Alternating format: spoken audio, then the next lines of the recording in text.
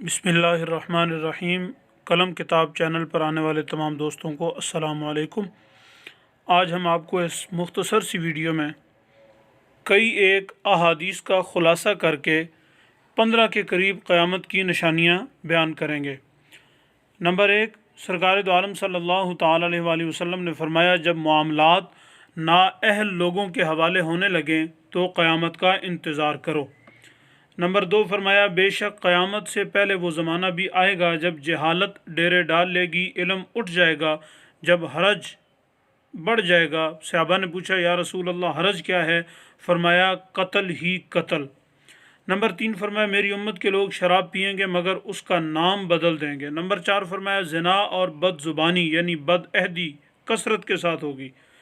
مزید فرمایا، میری امت میں کچھ لوگ ایسے ہوں گے جو ریشم پہنیں گے، شراب نوشی کریں گے، اور گانے بجانے کو حلال میں سے یہ بھی ہے کہ فحش کاری، فحش گوئی، قطع تعلقی، امین کو خائن اور خائن کو امین سمجھا جائے گا۔ مزید فرمایا، ایسا وقت بھی آئے گا کہ مسجدوں کو راستے کے طور پر استعمال کیا جائے گا، اور ناگہانی یعنی اچانک آنے والی اموات وہ بڑھ جائیں گی۔ پھر فرمایا کہ زمانوں کا تقارب ہو جائے گا، یعنی وقت سے برکت اٹھ جائے گی، سال مہینوں کی طرح، مہینے ہفتوں کی طرح، ہفتے دنوں کی طرح، اور دن گھنٹوں کی طرح گزر جائیں گے۔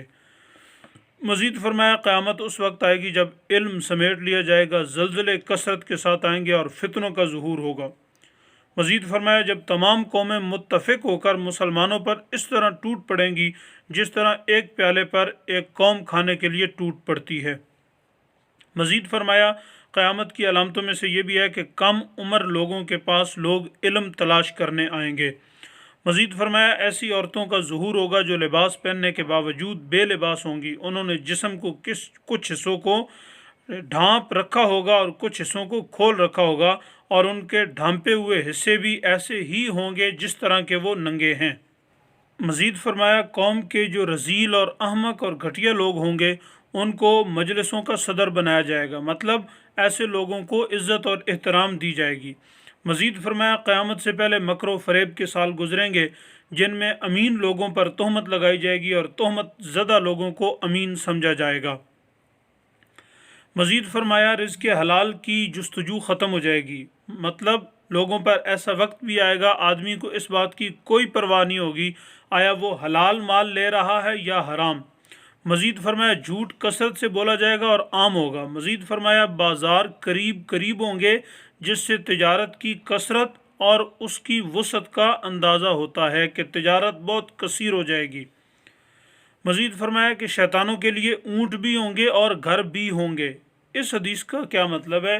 اس کا مطلب یہ ہے کہ ایک آدمی، اس کو سواری کے لیے ایک اونٹ کافی ہے، وہ سواری کے لیے تو ایک اس کے پاس ہوگا اونٹ جس پہ وہ سوار ہوگا، مزید اس کے پاس اضافی اونٹ بھی ہوں گے جسے وہ خود استعمال بھی نہیں کرے گا اور کسی ضرورت مند کو استعمال کرنے کے لیے دے گا بھی نہیں۔ اس سے مراد کیا ہے؟ اس سے مراد ہے گاڑیوں کی کثرت ہوگی، ایک گھر میں ایک سے زائد، ضرورت سے زائد گاڑیاں ہوں گی، ضرورت کے لیے ایک استعمال کرے گا اور زائد وہ نمود و نمائش کے لیے رکھے گا لیکن ضرورت مندوں پر خرچ نہیں کرے گا۔ اسی طرح فرمایا، گھر بھی ہوں گے شیطانوں کے رہنے کے لیے۔ کیا مطلب؟ ایک آدمی کے پاس ضرورت سے زیادہ گھر ہوں گے، اس کے پاس ایک مکان اپنے رہنے کے لیے ہوگا اور ایک مکان وہ اضافی بھی رکھے گا اور ایک سے زائد اضافی بھی رکھے گا جن میں وہ رہائش پذیر نہیں ہوگا بلکہ اسے کئی سالوں تک بچا کے رکھے گا کہ وقت ضرورت یہ مجھے کام آئے گا۔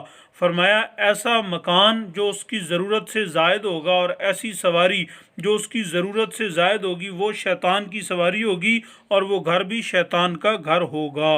تو اس مختصر سی ویڈیو میں ہم نے آپ کو آج 15 کے قریب قیامت کی نشانیاں بیان کی ہیں جو رسول کریم صلی اللہ تعالی علیہ وآلہ وسلم ہمارے سامنے بیان فرما کے گئے ہیں۔